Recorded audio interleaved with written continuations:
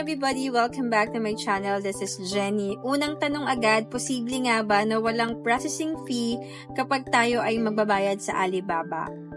Yes, pwede po yan. Merong paraan. Pero bago tayo pumunta doon, share ko muna sa inyo yung different payment method na pwede nyong gamitin if decided na talaga kayong mag-import. Ito yung mga payment method, yung limit, processing fee, plus the processing time. Pwede kayong gumamit ng credit card and debit card. Ang current limit right now is $12,000 and ang processing fee niyan is 2.99% of the transaction amount. Ang ibig sabihin ng transaction amount, kasama po dyan yung shipping cost. If merong nilagay na shipping cost ang inyong supplier. Kaya make sure to negotiate, kung hindi man free shipping, at least discounted shipping cost yung makuha ninyo. Kasi it will also computed during the charging ng processing fee sa inyo. Processing time is 1 to 2 hours, same with Apple Pay, Google Pay, and PayPal.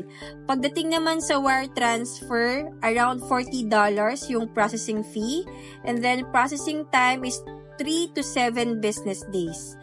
And ang star ng ating payment method is ang Dragon Pay. Up to 2 million pesos, pwede kayong magbayad for free. Yes, wala siyang processing fee and ang processing time lang niya is 1 business day. So, kung nagtatanong kayo kung possible ba na walang processing fee pag magbabayad sa Alibaba, the answer is yes, through Dragon Pay payment method option.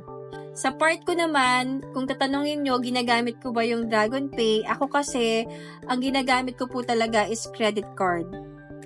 Yan talaga yung lagi kong ginagamit pag ako ay nag-import because of I'm earning points na mas malaki compare sa matitipid ko sa processing fee.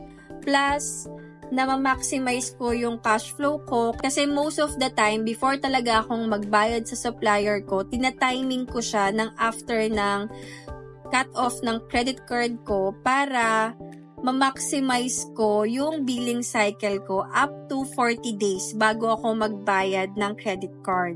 Pero depende pa rin yan kasi iba-iba naman tayo ng credit card na hawak. Pwedeng sa akin mataas yung point conversion, sa'yo hindi, kaya mas okay sa'yo yung Dragon Pay.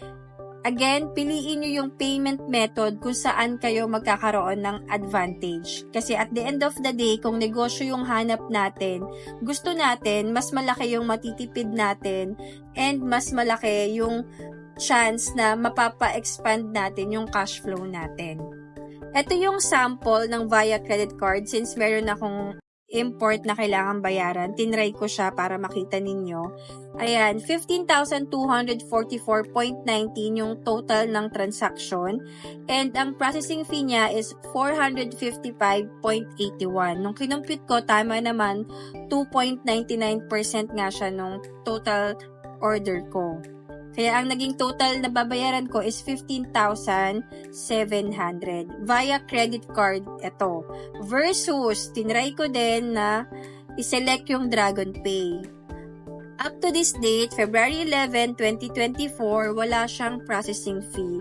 Ang saya, walang processing fee or anything. So, kung wala kang credit card, I would suggest na gamitin mo yung Dragon Pay kasi nga wala kang charge ng processing fee dito. As is lang, kung ano yung order mo, 15,244.19, yun lang din talaga yung babayaran mo. Wala nang any charges pa. It's up to you kung ano yung sa tingin mo meron kang advantage at kung saan sa tingin mo komportable kang magbayad.